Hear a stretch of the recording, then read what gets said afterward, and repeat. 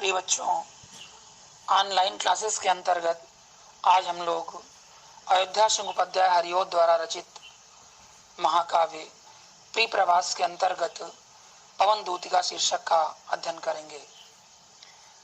इसमें राधा ने पवन को अपनी संदेश वाहिका अर्थात दूती बनाकर कृष्ण के पास भेजा, क्योंकि राधा के विरह विदग्ध स्थिति का सटीक वर्णन पवन भगवान कृष्ण के सम्मुख कर सके, इसका बड़ा ही मार्मिक चित्रण किया गया है।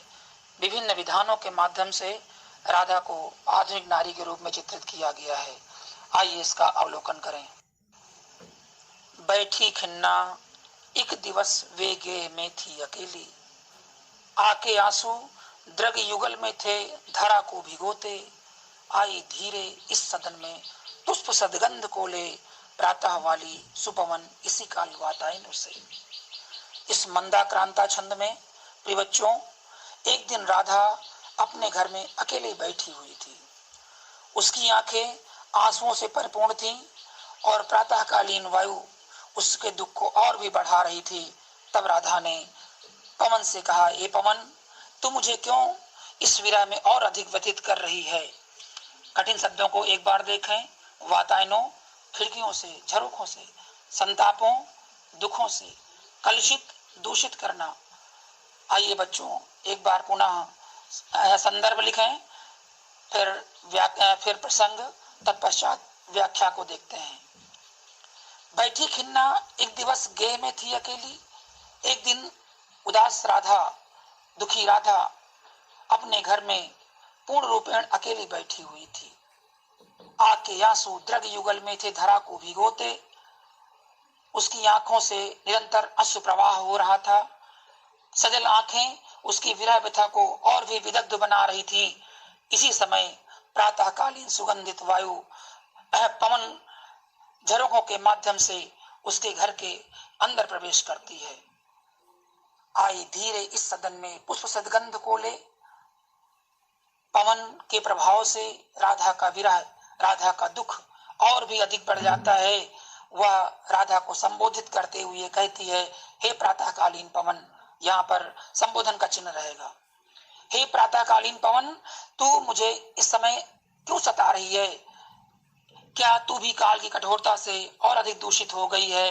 तुझ पर भी समय की क्रूरता का प्रभाव दिख रहा है।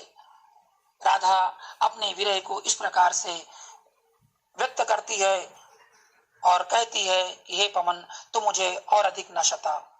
बच्चों, इसके पश्चात व्याख्या के बाद हम लोग काव्य सौंदर्य लिखेंगे, जहां पर राधा की मनोदशा का बड़ा ही मार्मिक चित्रण किया गया है। भाषा खड़ी बोली का प्रयोग किया गया है, अलंकार मानवीकरण है, शब्द शक्ति अभिधा का प्रयोग किया गया है, गुण प्रसाद है और छंद मंदाक्रांता है। आइए बच्चों, तीसरा पद देखते हैं। मेरे प्यारे नौ जलद से कंज से नेत्र वाले, जाके आए न मधुबन से और न भेजा संदेशा। मैं रो रो के प्रिय विरह में बावली हो रही हूँ, जाके मेरी सब व्यथा कथा श्याम को तू सुना दे। चौथा, ज्यों ही मेरा भवन तज तू अल्प आगे बढ़ेगी, शोभा वाली सुखद कुंज से सुखद कितनी कुंज मंजु कुंजे मिलेंगी। प्यारी छाया मृगल स्वर से मोह लेंगी तुझे वे, जो भी मेरा दुख लख वहां जाना विश्राम लेना। प्रस्तुत पद में राधा ने दूतिका बनी पवन से कहा कि हे पवन, तू कर्ण के पास जा और मार्ग में पड़ने वाले मनोहारी, मन को मुग्ध करने वाली सुषमा से प्रभावित न होना, वहां रुकना नहीं। प्रिय बच्चों, पहले हम शब्दार्थ देखें। जलद बादल, बावली पागल, अल्प थोड़ा। आइए संदर्भ के पश्चात प्रसंग लिखेंगे और प्रसंग के पश्चात व्याख्या। एक बार व्याख्या देखते हैं। मेरे प्यारे नौ जल से कंज से नेत्र वाले, राधा कहती है नवीन मेघ जैसी शोभा, नवीन मेघ जैसी शोभा वाले और कमल जैसे नेत्रों वाले, कंज से नेत्र वाले, कंज कमल, कमल नेत्रों वाले मेरे प्रिय श्री कृष्ण मथुरा गए तो और वापस नहीं आए, और ना ही उन्होंने कोई संदेशा ही भेजा। मैं रो रो के प्रिय विरह में बावली हो रही हूँ। आज भी मैं उनके विरह में पागलों की तरह घूम रही हूँ, पागलों की तरह मेरी दशा हो गई है। ए पवन, मेरी व्यथा को तू समझती है, और तू जा करके मेरे प्यारे श्याम को बताना कि तुम्हारे विरह में राधा कितनी दुखी है। जो ही मेरा भवन तस्तुअल आगे बढ़ेगी। राधा पवन दूतिका से कहती है, बच्चों इसके पहले भी कई लोगों ने दूतिका या दूत बना करके भेजा है। यहाँ पर भी राधा ने पवन को दूत के रूप में, दूतिका के रूप में प्रयोग किया है।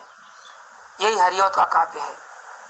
राधा कहती है कि हे पवन, जैसे ही मेरा घर छोड़ करके तू आगे बढ़ेगी, तुझे अनेक सुंदर और सुखद कुंज दिखाई पड़ेंगी। उन मंजू सुंदर और मुग्धकारी कुंजों में तू कहीं ठहर मत जाना। प्यारी छाया मृदुल तन से मोह लेंगी तुझे वे। कहीं ऐसा ना हो कि उनकी शीतल छाया तेरे आकर्षण का केंद्र बिंदु बन जाए। वहां पक्षियों का कलरव तेरे मन को और भी मुग्ध बना दे, मधुर कर दे। इन गुणों के कारण तुझे वो मोहित कर सकती हैं। लेकिन हे पवन, मेरे दुख को लख न विश्राम लेना। मेरा दुख इन सबसे ऊपर है, मेरा दुख सर्वोपरि है। इसलिए हे पवन, तू वहां रुकना मत, निरंतर आगे बढ़ते रहना। बच्चों, तत्पश्चात काव्य सौंदर्य लिखेंगे। राधा ने प्रगट के माध्यम से अपनी पीड़ा को वाणी देने का कार्य किया है। खड़ी बोली का प्रयोग किया गया है। अलंकार यहाँ पर उपमा है। रस वियोग श्रृंगार का चित्रण किया गया है। शब्द शक्ति अविधा है। गुण प्रसाद है।